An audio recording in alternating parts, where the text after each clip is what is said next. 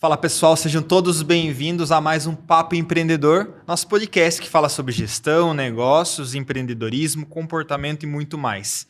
E hoje o tema é aquilo que a gente faz no dia a dia, o pão da nossa padaria no Papo Empreendedor. O tema hoje é comunicação e oratória. E qual é o poder dessa comunicação? E para falar desse tema, Karen, seja muito bem-vinda ao nosso podcast. É um prazer ter você aqui conosco para falar desse tema super importante. E aqui existe uma tradição, quem se apresenta é nosso convidado. Então, fique à vontade e compartilhe quem é a Karen para nossa audiência. Olá, Felipe, o prazer é todo meu. Muito obrigada pelo convite. Eu fiquei realmente muito feliz e lisonjeada de poder estar aqui com vocês hoje, viu? Bom, quando a gente pensa em comunicação, quando a gente pensa em voz, quando a gente pensa em qualidade desses dois temas, poucas vezes as pessoas pensam num fonoaudiólogo. E eu acredito que eu vim para fazer a diferença nesse meio.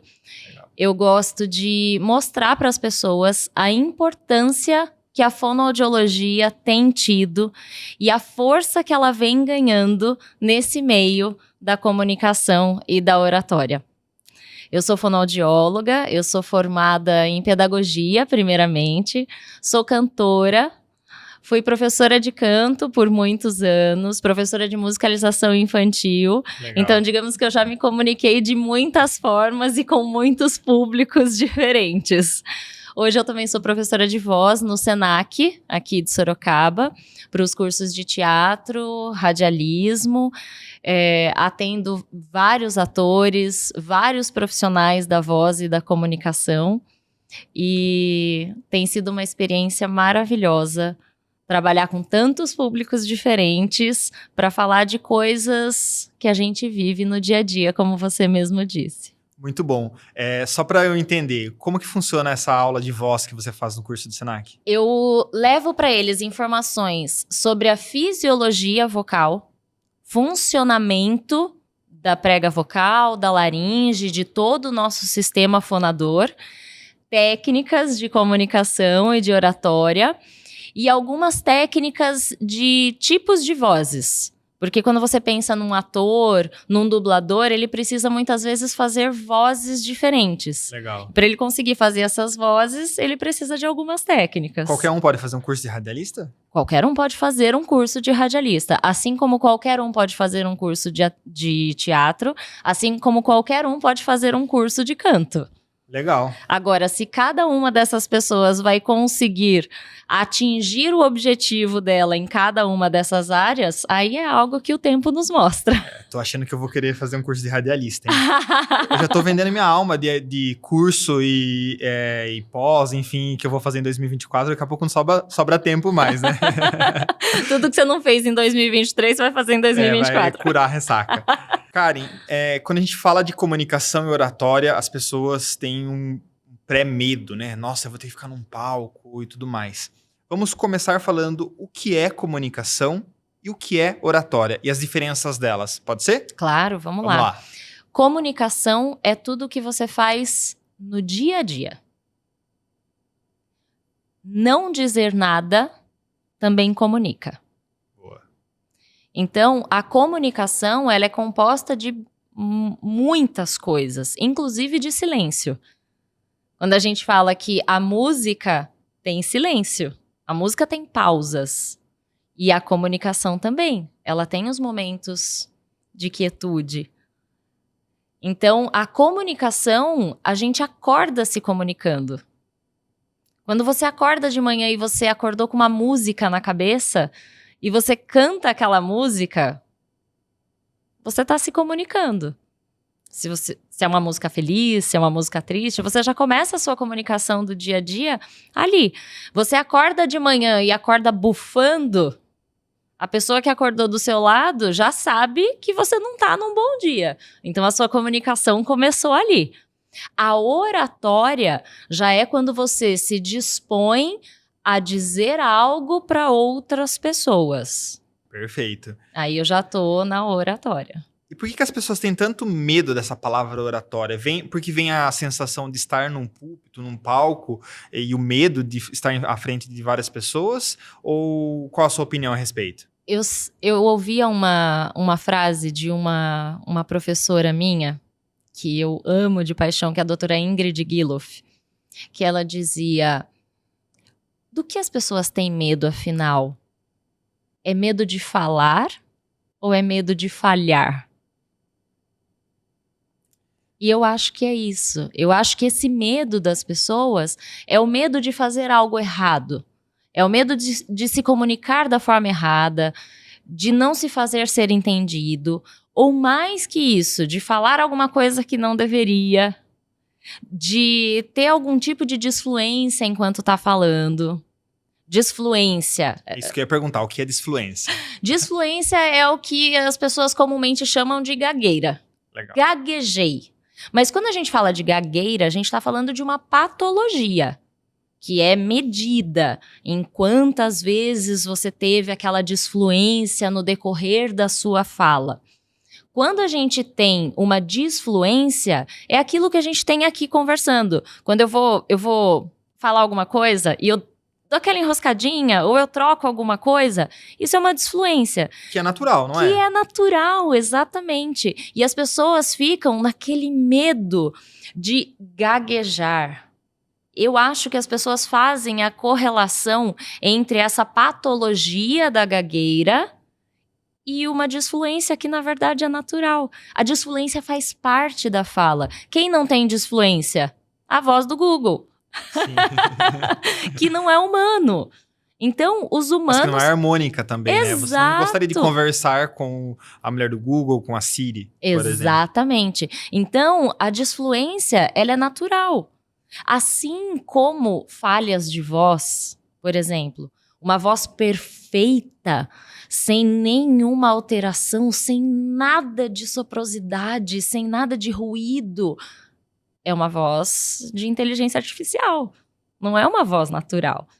E às vezes eu acho que... Aí a gente já entra num outro papo, né? Que é essa cobrança toda da perfeição que o mundo coloca em cima da gente. E parece que as pessoas estão buscando, muitas vezes, essa perfeição na hora da fala. E não existe, né?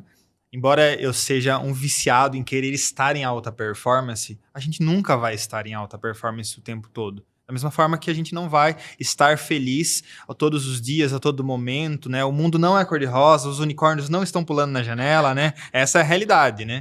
E às vezes a gente se ilude, né? Até indo para um caminho de estarmos viciados numa dopamina barata, né? Então existe uma linha infinita nessa situação do medo, da insegurança, né? Mas até a alta performance.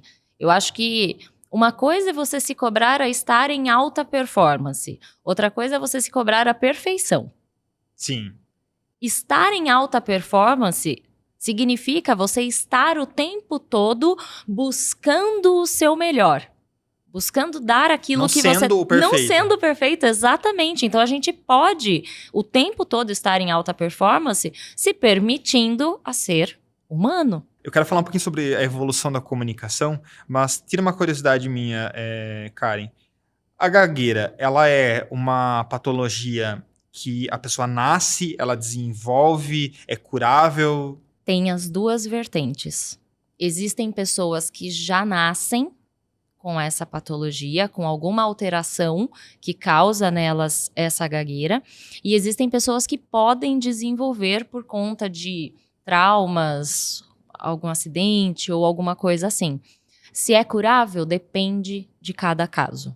Legal. Pode ser curada, em alguns casos. Quando a gente olha para a comunicação, a gente gravou um episódio muito bom, inclusive com o Walter Calles, que a gente comentou um pouquinho da evolução do rádio, da TV, né, e da comunicação com o público no geral.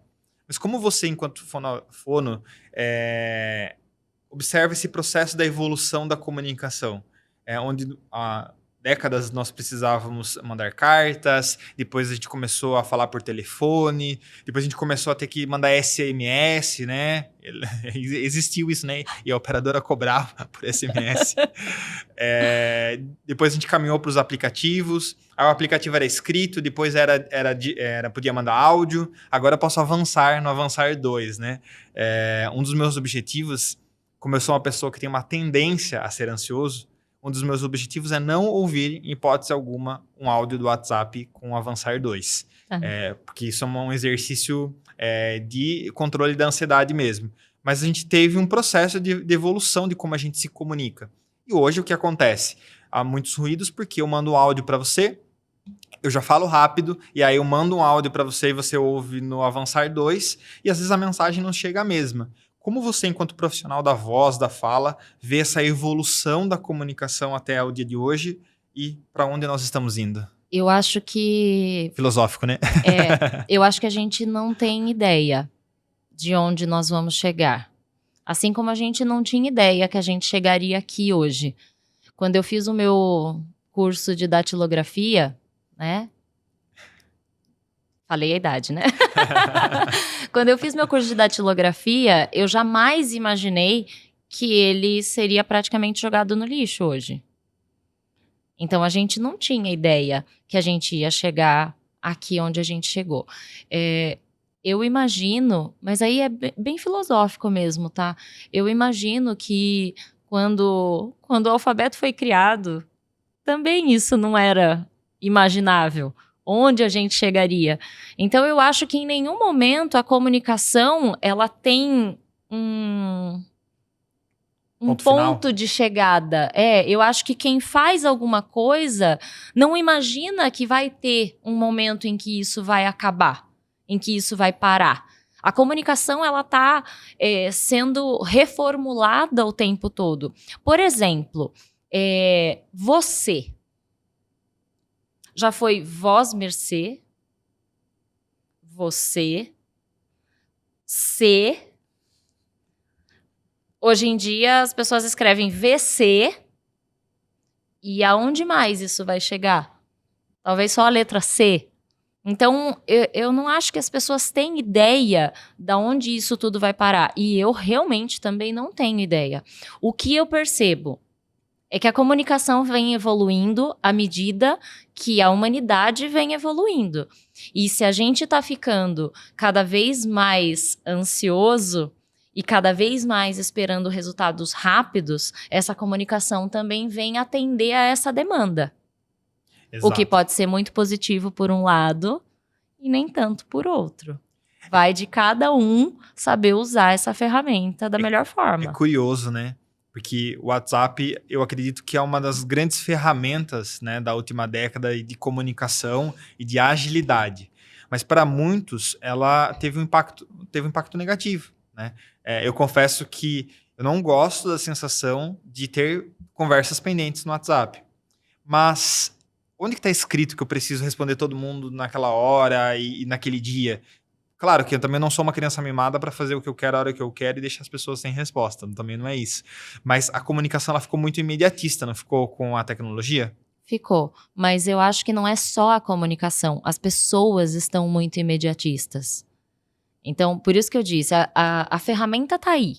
Como você vai usar essa ferramenta é uma opção sua. Por exemplo, o nosso celular hoje traz um monte de informações ali pra gente. Se a gente vai ficar preso nele ou não... É uma escolha nossa. É uma escolha nossa.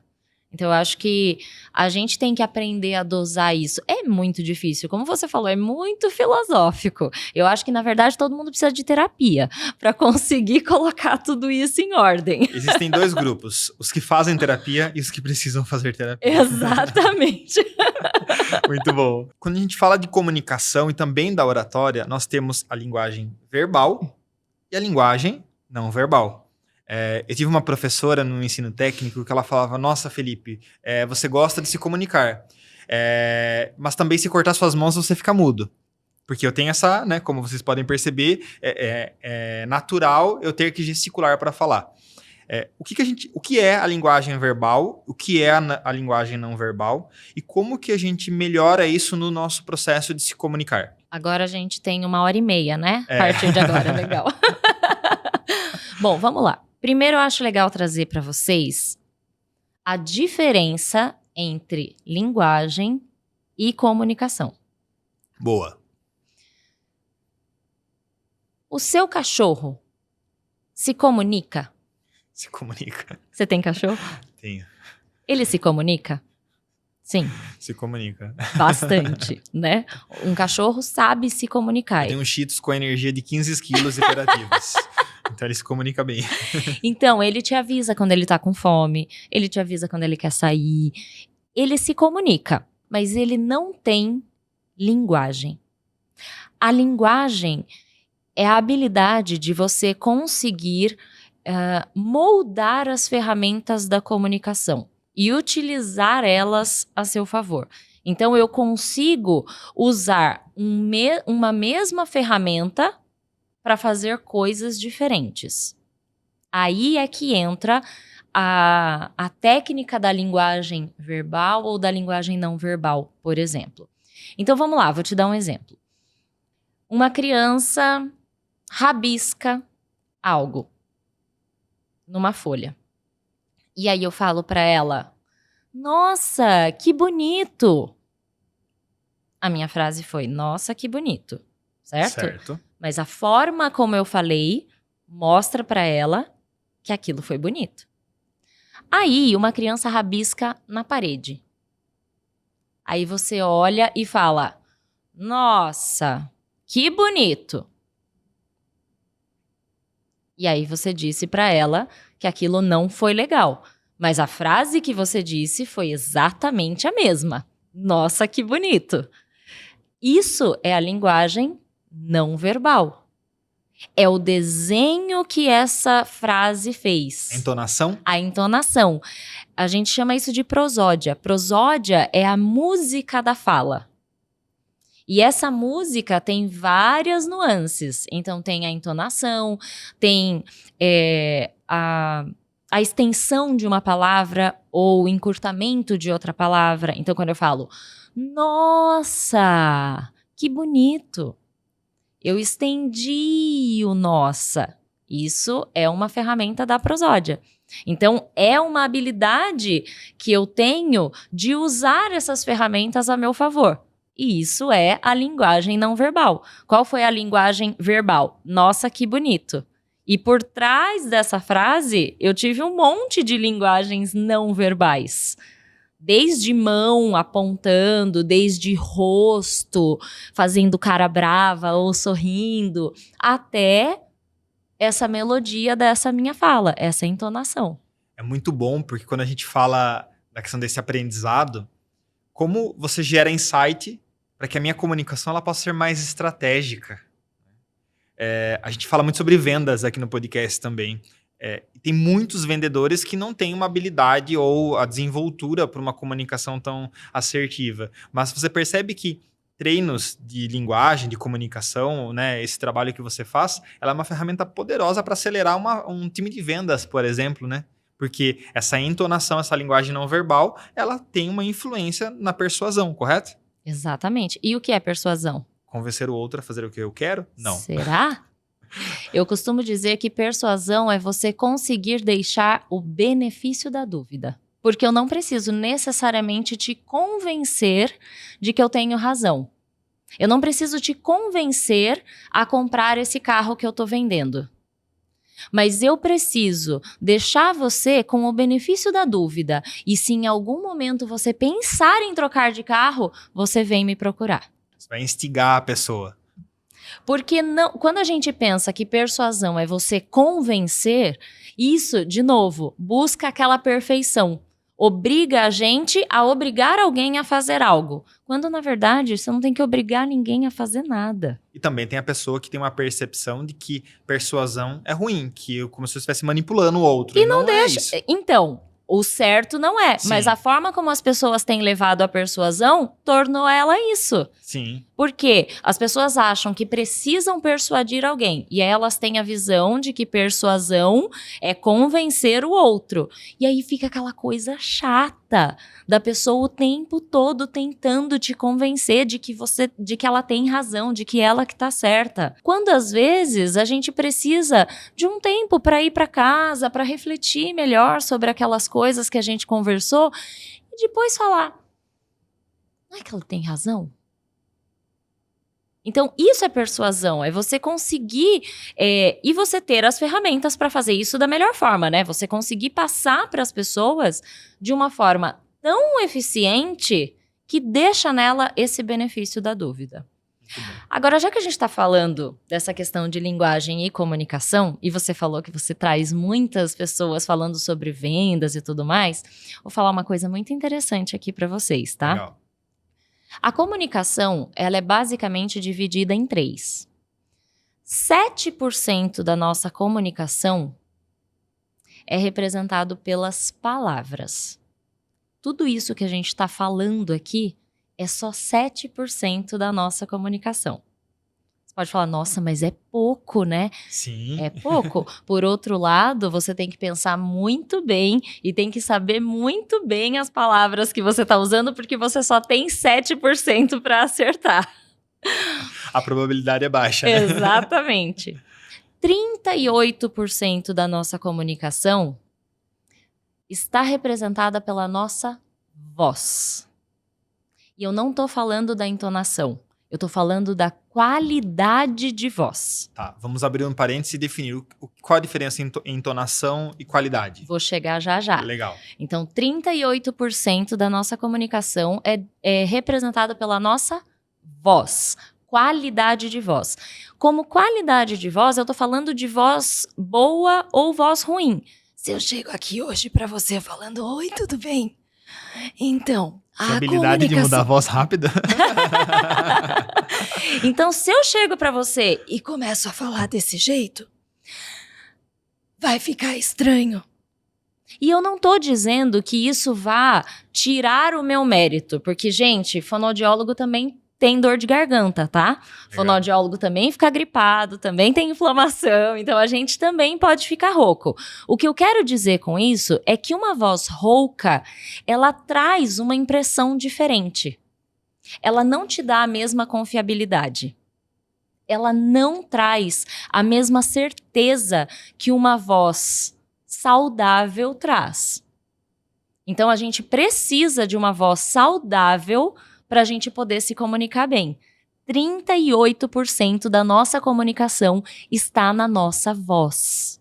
Que potência, né? E 55% da nossa comunicação está na linguagem não verbal.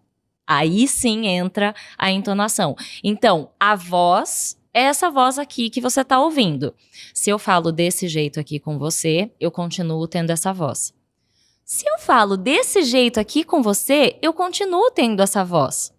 Se eu falo deste jeito aqui com você, eu continuo tendo essa voz. A voz é a mesma, mas a entonação foi diferente. Essa entonação está no 55% da linguagem não verbal. Você acaba de ganhar um aluno, tá? E aí entra também mãos, rosto, corpo. É que aqui a gente está sentado. Sim. Mas imagina um professor numa sala de aula andando de um lado para o outro sem parar. A pessoa vai ficar assim... Essa pessoa é ansiosa, vai. Esse professor é ansioso. E vai começar a gerar ansiedade em todos os outros também. Sim. Então, essa questão da movimentação também é linguagem não verbal. Também entra nesse 55%. Agora, vamos imaginar aquela pessoa que sai falando desse jeito, ela respira uma vez, né? E daí eu vou falando, até meu ar acabar e eu não paro pra respirar de novo. E aí esse ar vai acabando e eu vou entrando naquele... E aí eu paro e respiro de novo. Alguém que fala desse jeito, e com certeza a gente tem alguém que fala desse jeito. Alguém que fala desse jeito tá com uma dificuldade na respiração, ou que a gente chama de coordenação pneumofonoarticulatória. Palavrão. Isso tá naqueles 38% da voz. Então, toda essa... Ou uma pessoa que chega aqui com você conversando desse jeito. Eu posso ter a entonação, a minha respiração pode estar boa, mas eu não estou articulando bem. Essa articulação está nos 38% da voz. E é muito interessante, Karen, porque, de repente, eu sou um professor, vou utilizar esse exemplo, Uhum, e eu tenho um intelecto muito musculoso. uhum. E esse 7% é muito potente. Eu sei muito daquilo que eu estou falando. Mas se eu não tenho essa habilidade, esse 7% fica reduzido a nada e o receptor não recebe com clareza aquilo que eu quis se comunicar. Correto? Exatamente. Então, a gente precisa... É como eu disse, aqueles 7% são importantes?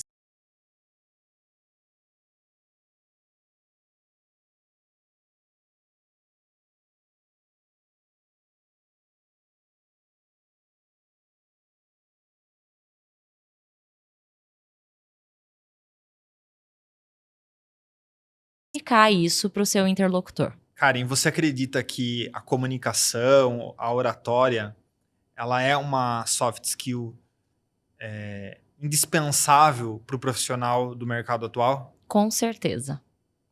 E tem outra coisa que eu acho importantíssimo falar para as pessoas, todo mundo precisa falar sobre isso. Profissional da voz não é só cantor, vendedor e professor.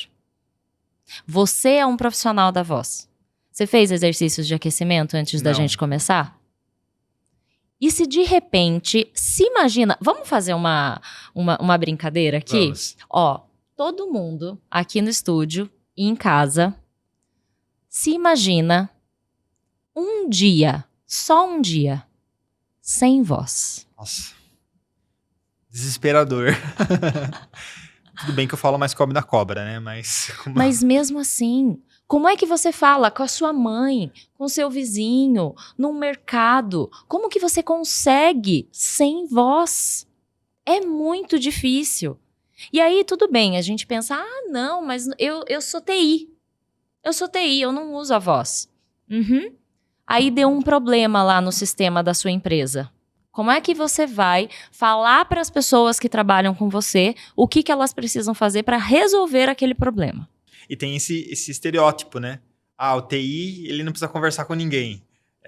Eu atendi um profissional da área da saúde, ele falou, eu quero seguir tal especialidade, porque essa especialidade não precisa conversar. Eu falei, olha, veja bem, acredito que você está equivocado, porque você vai precisar se comunicar e se relacionar, inclusive, né? O tempo todo a gente se relaciona. Claro que assim, quando eu tenho uma demanda vocal maior, por exemplo, você tem uma demanda vocal grande. Sim. Eu tenho uma demanda vocal grande. Um cantor, um ator, um professor, um vendedor, um advogado, um médico.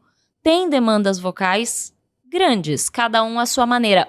YouTuber, influencer.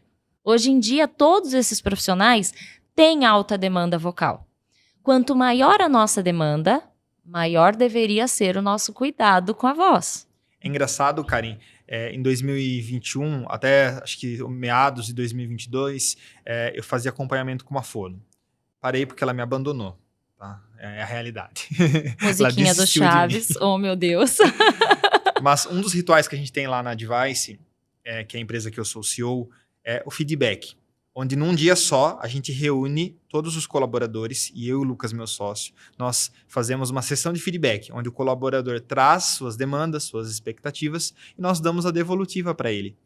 E esse dia era com as técnicas que ela me ensinava, de respirar, de gesticular, treinar o músculo da face, eram dias que eu ficava menos cansado do que hoje. Por exemplo, que semana passada a gente teve esse dia de feedback, e eu estava extremamente cansado no final do dia, com dor de garganta, porque possivelmente, não, claramente eu não utilizei as técnicas que eu aprendi lá atrás, né? Então, olhar para a voz como uma ferramenta e como um bem muito precioso é super importante para nós profissionais que utilizamos a voz como ferramenta de trabalho, né? Exatamente. E digo mais, é um hábito. Assim como uma pessoa que não se acostuma, não tem o costume de beber água todo dia ou toda hora, não bebe a quantidade certa de água e de repente ela começa a pensar, eu preciso beber mais água. E aí num dia ela bebe um pouco mais, no outro dia ela aumenta e aí ela vai criando esse hábito, até que então ela está bebendo uma boa quantidade de água. Um profissional da voz precisa criar o hábito de cuidar da sua voz, de ficar atento à sua voz. Isso é uma coisa que eu sempre falo muito para os meus alunos, para os meus pacientes. Você conhece a sua voz? Não. Você sabe como a sua voz fica num dia que você está mais cansado? Você sabe como a sua voz fica quando você está triste, quando você está feliz? A gente precisa conhecer a nossa voz. Eu acho que isso é papo até para um outro dia, tá? Mas, por exemplo, se a gente for pensar em saúde vocal, o que faz bem e o que faz mal para a voz? Isso é muito relativo. Não existe aquela coisa de isso faz bem para a voz, isso faz mal para a voz. Não, depende. Por exemplo, a profissional que me acompanhava, ela pegava no meu pé para eu reduzir o consumo de café. Porque, segundo a orientação, o café no longo prazo prejudicaria minhas cordas vocais. Esse é um exemplo de saúde vocal? Isso é um exemplo de saúde vocal. Mas aí a gente tem que analisar um monte de coisas. Então, por exemplo, como que o café faria mal para a voz? Se você tem um histórico de refluxo. Então, se você tem um histórico de queixa de refluxo, quando você toma o café estimula aquele refluxo e é o refluxo que prejudica a sua voz. Não é a cafeína em si. Não é a cafeína em si. Ah, legal. Mas tem que pensar, a longo prazo, quanto de café você bebe? Aquela quantidade de café que você bebe está impactando no seu refluxo ou não? E aí, é aquela dica que eu sempre dou. Preste atenção na sua voz. Bebe café. Presta atenção. Como é que fica? Eu, por exemplo, eu não tenho histórico de refluxo. Mas em épocas em que eu percebo que eu tô bebendo muito café, eu começo a sentir a minha voz um pouquinho pior. E aí eu penso, nossa, acho que eu tô bebendo muito café. Porque mesmo que eu não tenha refluxo, o café estimula aquele ácido gástrico. Então eu percebo que minha voz não fica muito boa. Aí eu reduzo o café. Aí eu já sinto que melhora. Mas não é que eu fico sem tomar café. Eu reduzo em épocas. Agora, uma pessoa que tem refluxo, aí já não pode. Mas você percebe que tudo depende... Depende do indivíduo. Por isso que a gente diz que não existe receita. Então, essa gente, pelo amor de Deus, não me pegue exercício no YouTube e vá fazer, tá bom? Não façam isso. Não pode, você não pode ir no YouTube e pegar aqueles exercícios genéricos que as pessoas colocam, porque cada exercício é específico para uma voz. Você já matou minha pergunta aqui. Eu ia falar, Karen, existe algum exercício que seja o básico para que a gente possa fazer todo dia cedo, sei lá? Olha, o que eu posso falar para você, que com certeza... Dica de cuidado com a voz, no geral. Então, vamos lá. Beba muita água, tá? Água... Não é que a água nem passa pelas pregas vocais, tá? Mas aí fica para um próximo. Você me chama, eu venho dar uma aula de fisiologia para todo mundo. Olha que legal. Muito legal. Mas a água nem passa pelas pregas vocais. Ainda assim, o seu corpo precisa de água. A prega vocal é um músculo. Ela precisa de água, assim como todos os seus músculos. Então, beba água. Procure descansar tudo que você puder, porque a voz precisa de repouso. E se eu puder dar alguma dica de exercício, eu falaria de alongamentos. Ainda assim tem que tomar cuidado, porque se a pessoa tem algum tipo de lesão, tem exercícios que ela não pode fazer, tá vendo como não é generalizado. Mas alongamentos de um modo geral.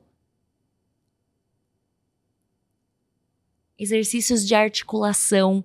Ainda assim, com cuidado, porque se eu tenho alguma alteração na ATM, eu posso me machucar. Mas esses exercícios a gente pode dizer que são generalizados. Agora, por exemplo, um exercício de vibração, né? Você sabe que eu não sei fazer esse barulho? Tenta pôr o dedo aqui Ai, assim, ó. não vou passar vergonha em público, não. Você pode trocar pelo Eu fiz um curso de oratória na Vox. E aí eu passei muita vergonha porque eu não conseguia. Foram. Alguém te falou pra pôr o dedinho assim, ó? Não me lembro. Porque quando põe o dedinho ajuda. Foram várias aulas e eu acabei desistindo de aprender esse Depois, barulho. a hora que a gente parar de filmar, A gente faz uma aí sessão, você tá? tenta e daí eu filmo você, aí eu posto. Pode ser. Muito bom. Mas enfim, então esse exercício, por exemplo, é um exercício que todo mundo acredita que é receita geral. Eu achava que era. Eu tava com uma paciente esses dias que esse exercício tava fazendo mal pra ela. Karen, oratória é uma habilidade que pode ser treinada ou não. Se eu nasci com o dom, sou um privilegiado. Se eu não nasci com o dom, eu não sou um privilegiado e vou ter que ficar trancado na minha casa pela eternidade. Eu realmente acredito que seja a mesma coisa para todas as áreas da vida. Existem pessoas que têm facilidade para algumas coisas. Essas pessoas já estão um passinho na frente. Mas essas pessoas com facilidade, se não treinarem, se não se desenvolverem cada vez mais para evoluir e tudo mais, elas ficam para trás daquela pessoa que se esforçou e que queria fazer determinada coisa. Então eu não acredito que seja um dom e quem não nasceu não tem mais. Não, eu acredito que é possível sim desenvolver. Mas a gente de fato vê que algumas pessoas têm mais facilidade para algumas coisas. Assim como o canto. Ah, eu gosto de cantar, posso cantar? Pode. Se você vai chegar ao ponto de ser um cantor fenomenal e arrepiar plateias e tudo mais, não sei. Mas a gente consegue fazer você cantar afinado. A constância vence. Exatamente. Muito bom. E sobre os vícios de linguagem? Aquelas pessoas que têm a tendência a falar né, ou tem muito, fica tipo. Como que você vê esse processo de nós, né? Eu tô brincando em relação ao tipo, né? Que tem pessoas que falam constantemente, mas todos nós temos, em determinada quantidade, vícios de linguagem. Uhum. Como que você vê esse vício e como que a gente pode fugir dele? Tá, vamos lá. Isso são ruídos, né? Na comunicação. Que eles podem existir em menor quantidade, porque eles dão essa fluência, essa humanidade para nossa fala que a gente comentou no começo, né? Eu posso colocar essas coisas no meio da minha comunicação e fica legal, isso traz uma naturalidade. Claro que depende do contexto. Do contexto, exatamente. Não tô num congresso falando né e tipo, que daí não vai dar certo. Mas isso pode existir. Quando a gente tem isso em excesso, primeira coisa que eu preciso, identificar. Como que eu identifico? Fazendo filmagens das minhas comunicações, das minhas experiências comunicativas, pedindo ajuda. Se você tem alguém que trabalha com você, pergunta. Você fica de olho? Eu vou falar aquilo, tal, aquele dia. Você presta atenção, vê se eu usei muito. E aí a pessoa te dá um feedback. Às vezes ela pode não ser uma expert em comunicação, mas ela consegue falar se você usou muito né ou muito tá. Então, primeira coisa a gente precisa identificar. Se nunca ninguém falou nada, se nunca ninguém percebeu nada, então provavelmente você usa um ou outro e aquilo não está incomodando ninguém, porque esses vícios de linguagem geralmente incomodam. Então, primeira coisa é isso, identificar. Segundo, para a gente arrumar, a gente precisa ter a consciência e começar a prestar atenção antes de fazer. E aí, o que eu dou de dica? Faz um de cada vez. Tira um vício de cada vez. Um vício de cada vez. Nossa, eu fico segurando muito as mãos na hora que eu me comunico, por exemplo. E eu também falo muito né? Aí eu tô falando, né? Não tenta fazer os dois ao mesmo tempo, que não vai dar bom. Escolhe um, começa a se concentrar só nele. E aí você vai tirando. Depois você vai Depois você vai pro outro. E sempre, ou se gravando, ou pedindo ajuda, você sozinho não consegue. Porque na hora que a gente tá aqui falando, a gente não tem noção da quantidade de ruídos que a gente está colocando na nossa comunicação. E aí, a terceira dica, eu falo que é transformar isso em pausas plenas. Então, se eu tô aqui conversando com você, e aí eu falo assim, tem um nome de quando a gente transforma esse ruído em algo legal, que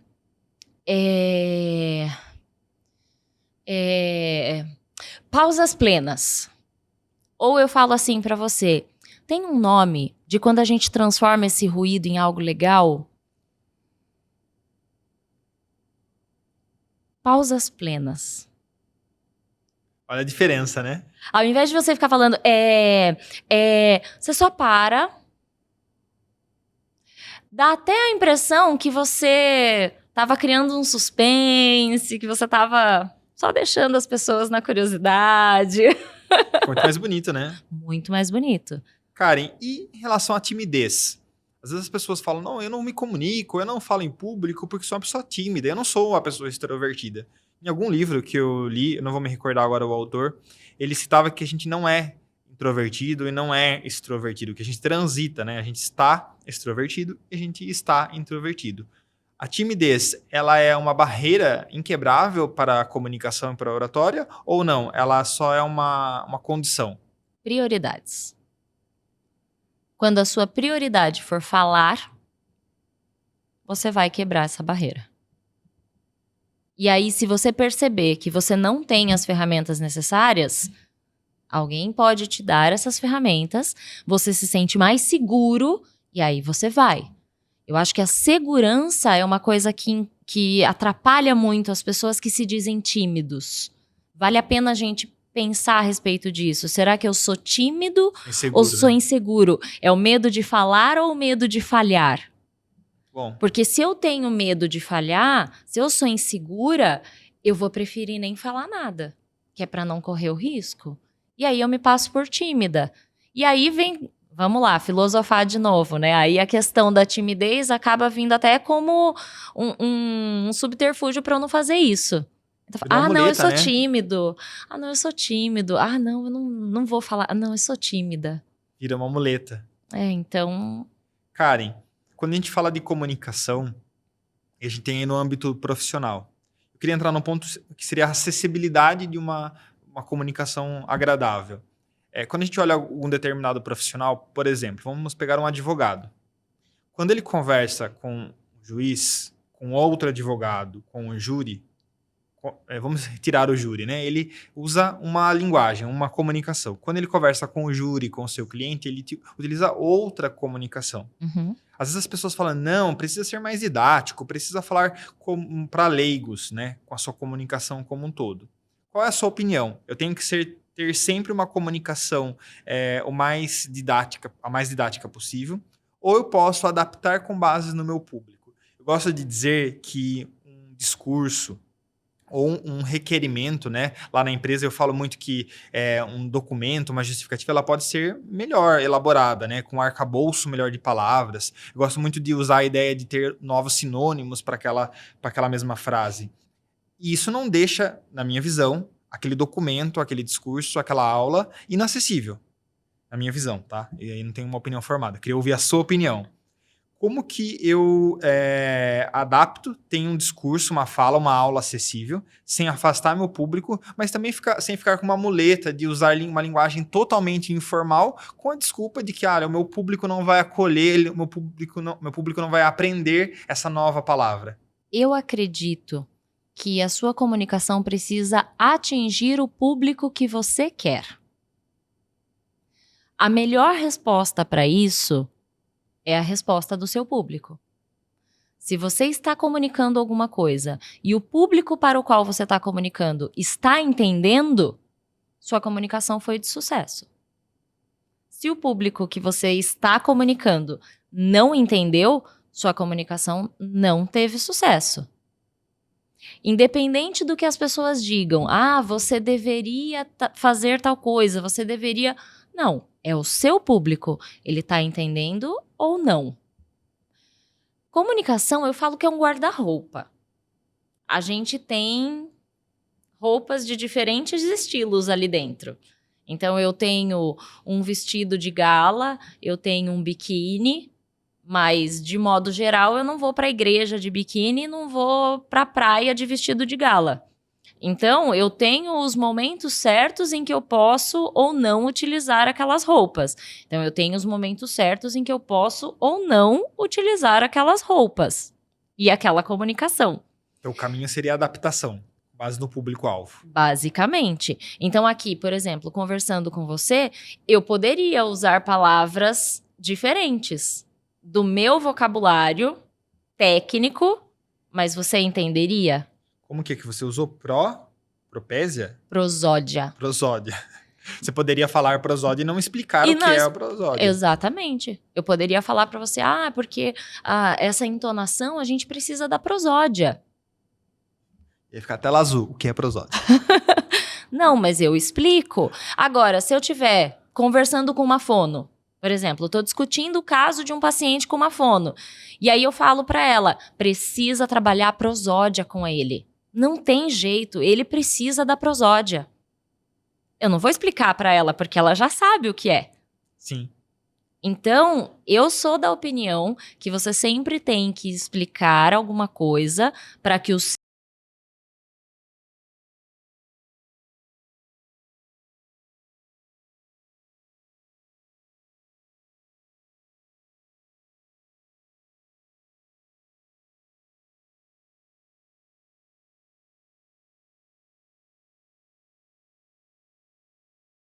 tem cada vez mais percebido a importância da fonoaudiologia. Então, eu acredito que cada vez mais as pessoas têm buscado a fonoaudiologia para ajudar em coisas que elas passam na vida. A gente sempre fala que a fono é uma área que consegue te seguir desde que você nasce até a terceira idade, porque a fonoaudiologia cuida de várias áreas. E aí a gente tem profissionais especializados em cada uma dessas áreas. Então, por exemplo, deglutição, que é a dificuldade de engolir, né? Então, uma pessoa ficou muito tempo entubada no hospital e ela está com dificuldade de deglutição, de engolir. Existem fonos que são especializadas em resolver essa questão para ela. Não é o meu caso, por exemplo. Mas aí tem a fono que faz isso. Tem a fono que cuida da linguagem. Então, tem fono para várias áreas. Mas o que eu percebo é que as pessoas têm buscado mais. A demanda e oferta, né? Então, assim, o que antes as pessoas não procuravam a fonoaudiologia, hoje elas estão procurando. Isso sem contar com diversos casos que a gente tem visto aumentando bastante, né? Porque a pandemia também tem um impacto negativo no processo da comunicação e da linguagem, que muitas pessoas ficaram sem se comunicar nesse período. Exatamente. Que desaprenderam a falar.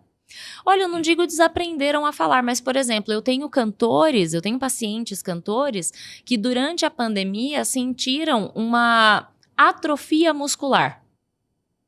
Prega vocal é músculo, como eu te falei. Sim. Então, se eu fico muito tempo sem usar esse músculo atrofia, de certa forma. E aí, na hora que ele foi voltar para o mercado de trabalho, ele estava sentindo dificuldade, porque aquele músculo tinha perdido a força. Cara, enquanto negócio, você acredita que a área da voz, da fala, da comunicação, o profissional da fonoaudiologia é um oceano azul?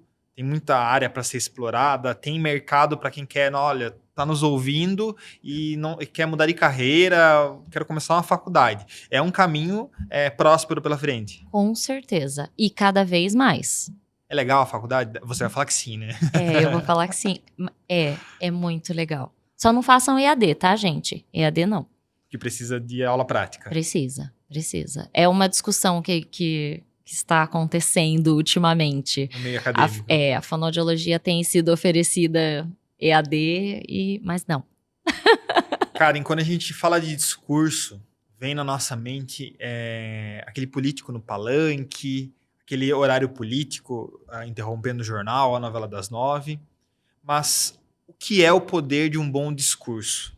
Vamos fracionar a pergunta. Primeiramente, o que é um discurso e como ele pode ser tão poderoso no processo de comunicação, com técnica, com acessibilidade? Discurso é aquela explicação que você dá para sua avó sobre como foi o seu dia.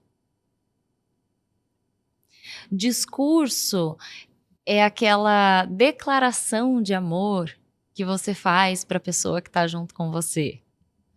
Discurso é quando você fala para o seu professor que você está com dificuldade de entender aquele determinado assunto. Discursar sobre algo, falar sobre algo, discorrer sobre algo. Então, o discurso não é só aquele palanque.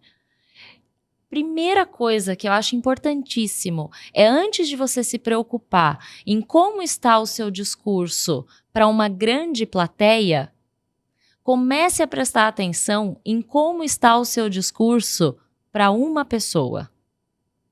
Quando você conversa no tete-a-tete com uma pessoa, ela entende o que você fala?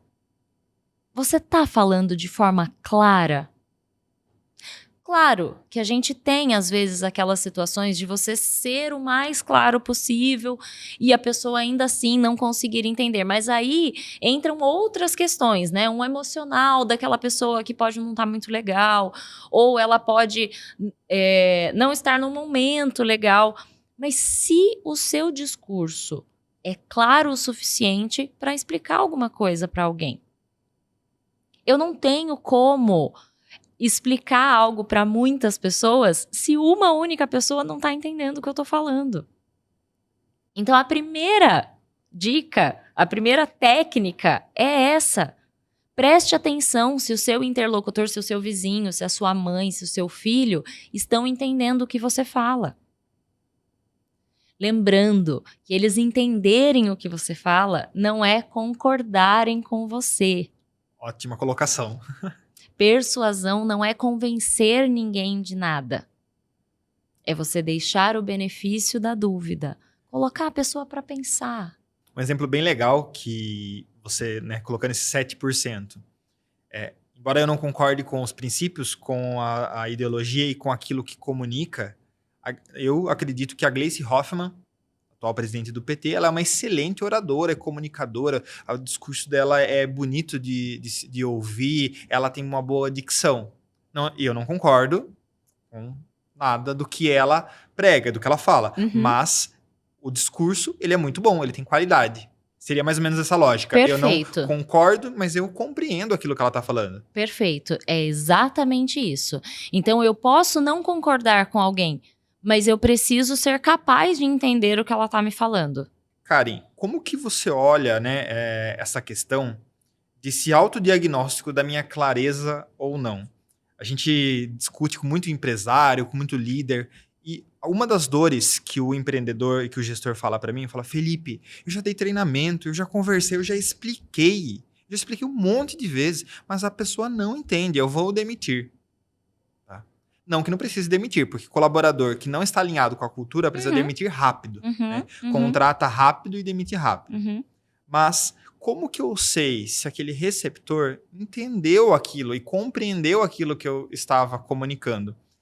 Você tem alguma dica para dar, principalmente para o gestor, para o empresário, para ele fazer esse autodiagnóstico, se o receptor recebeu aquela mensagem de forma clara? Tenho sim. Felipe, fale uma coisa para mim. Você entendeu o que eu falei até agora? Sim. O que eu falei para você sobre comunicação? Sobre aquelas 3 partes da comunicação. O que é mais importante? A entonação, a comunicação não verbal. Em segundo lugar, o que vem? A qualidade da voz. E, por último? As palavras. Você entendeu o que eu disse. Sim. Como que eu fiz para saber isso? Perguntando. Descobrimos a América, pessoal. Inventamos a roda de novo. Parece muito fora o básico funciona, né? Parece muito fora da realidade, mas não é. E a partir do momento que você está prestes a demitir um funcionário, pensando que, de repente, esse funcionário, imagino que não seja só essa a questão, né? Sim. Se for só essa a questão, vale a pena perguntar. Se ele tem um monte de outras características que são importantes para sua empresa, que vale a pena manter ele ali, pergunta.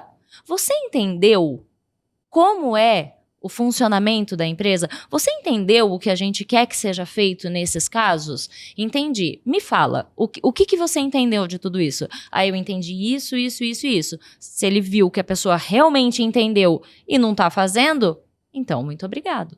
Eu gosto de reforçar no processo de onboarding de um novo colaborador na empresa, os meus colaboradores, costumo dizer, olha, se em algum momento eu estiver falando alguma coisa com você, estiver te ensinando algo e você não entender, fique à vontade. Isso aqui é um ambiente para você aprender. Fique à vontade em perguntar. Felipe, eu não entendi. Porque em algum momento pode ser que eu esteja conversando com um analista e você é estagiário ou você é júnior e você não consiga compreender aquela informação, mas você tem essa liberdade de perguntar. Então, acredito que isso também fornece um ambiente propício ao aprendizado e que as pessoas levantem a mão e falem, ó, não é porque ele é CEO que eu não vou perguntar para ele porque eu tô com dúvida, né? Exato. Então, precisa ter essa abertura. Mas eu digo mais, além de você colocar essa abertura no início, durante o seu discurso, tem algumas pausas para perguntar. Tá todo mundo me acompanhando? Todo mundo tá conseguindo entender o que eu vim aqui falar? Todo mundo entende a importância disso que a gente está falando hoje? Sim? De vez em quando, repete. A repetição é importante. Aquilo que é mais importante precisa ser repetido. O óbvio precisa ser dito, né? O óbvio sempre Reforço precisa para ser muitos dito. clientes, para muitos empresários e amigos. Não adianta você fazer um treinamento de 1 hora com o colaborador, com o time, e acreditar e se iludir que ele vai aprender aquilo e vai criar um hábito. Você precisa ter constância, precisa fazer aprendizado por repetição, né? Exatamente. A gente tem algumas formas de aprendizagem. A gente pode aprender por emoção. A gente pode aprender por motivação. Ou a gente pode aprender por repetição. Emoção seria para o impacto. Não, ou não necessariamente. É aquilo que eu quero aprender. Tá. Nossa, eu adoro estudar sobre isso. Eu adoro falar sobre voz. Eu adoro falar sobre fisiologia.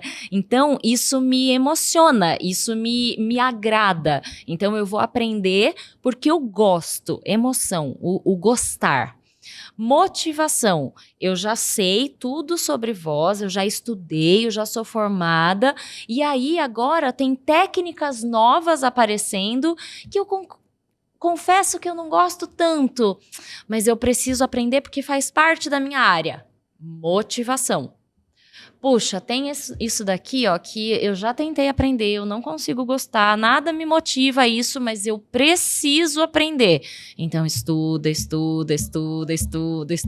repetição. Mas tem solução. Sempre tem. Muito bom. Nossa, que papo legal, cara. Vou virar seu aluno, tá? Ai, que delícia. Seu paciente e é isso. Vamos lá, será recebido com muito carinho. Karen, o principal objetivo e o propósito do Papo Empreendedor é pegar aquela conversa que tá rolando na roda de amigos, no barzinho, no restaurante e trazer para nossa audiência. Isso aqui é um MBA para quem tá nos ouvindo. Quando você tá na sua família, na sua roda de amigos e cai na mesa um tema chamado empreendedorismo, um papo empreendedor. O que não falta de tema para você? O que você joga na mesa quando o papo é empreendedor?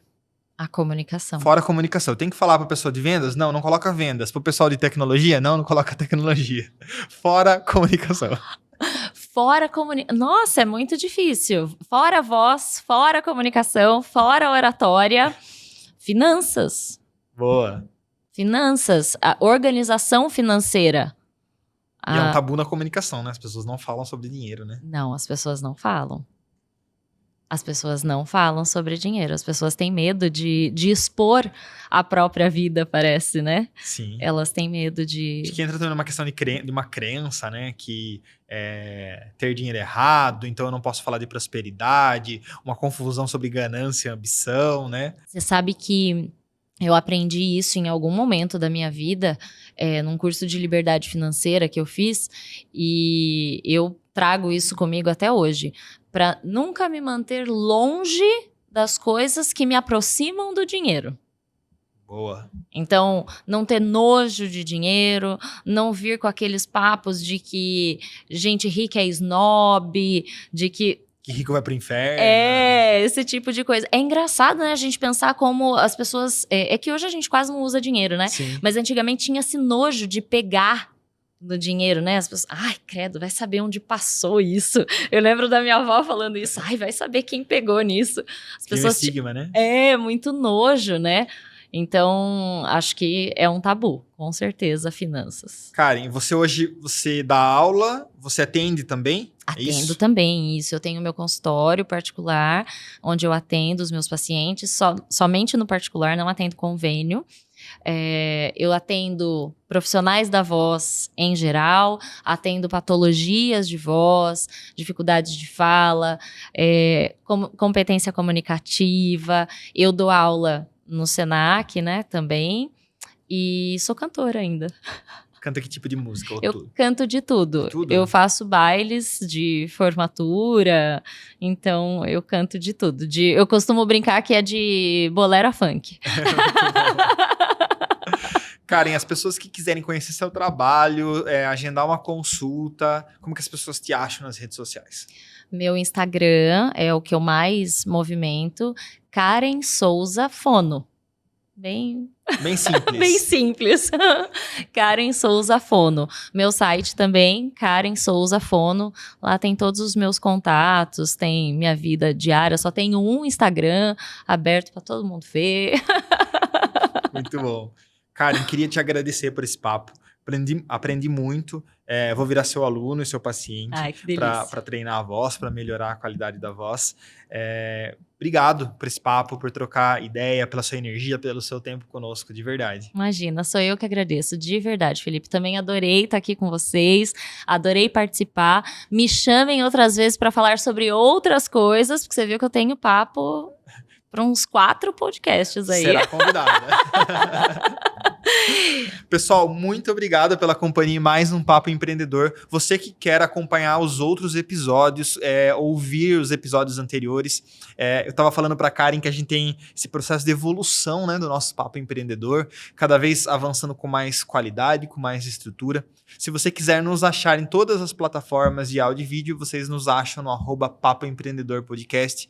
Quer trocar ideia com o Felipe, quer sugerir um convidado, vocês também me acham no @Felipe Silva FS no Instagram. Só lá, acabo não conseguindo dar atenção nas outras redes, porque não sobra tempo, né, Não. Karen? Muito obrigado pela companhia e a gente se vê no próximo Papo Empreendedor. Muito obrigada.